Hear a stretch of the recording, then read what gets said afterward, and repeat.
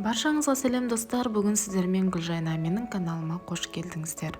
Бүгін сіздерге ламинирование ресниц жасау үшін қандай материал керек екендігін айтатын боламын. Видеоны соңына дейін көріңіздер. Ламинирование ресниц дегеніміз ол наращивание ресниц сияқты искусственный кірпіктер жабыстырылмайды.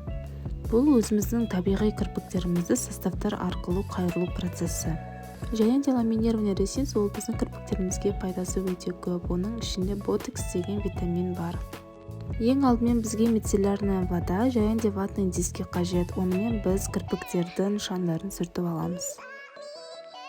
Астыңғы кірпіктеріміз кедергі жасамау үшін осында патчалар керек. Және де келесінде осындай щеткалар және де ватные палочки керек. Бұл бізде микробрашпен состав жаққан өте ыңғайлы. Ендігі бізде валикімен біз кірпіктерімізді қайыру процесін жасаймыз. Валикінің размерлері S, M, M1, M2 және L болып келеді. Келесі бізде ламинирование ресницке арналған инструмент, яғни қысқаша түрде МФИ дейді, многофункциональный инструмент для ресниц. Бұл материалмен кірпікті қайыруға өте ыңғайлы.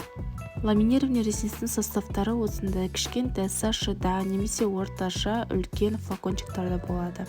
Және де осындай набор түрі бар. Набор түрін алсаңыз да болады. Оның ішіне составтың бүкіл түрлері, аппликатор, клей және де валики барлығы соның ішінде болады. Кірпіктерімізді валикаға жабыстыру үшін осындай арнайы клей қажет.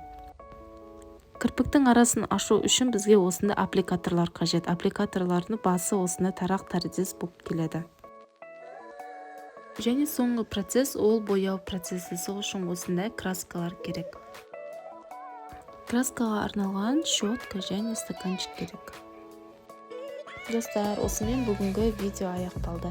Менің видеомды соңына дейін көріп, лайк басып, комментарий жазып, менің каналыма жазылуды ұмытпаңыздар.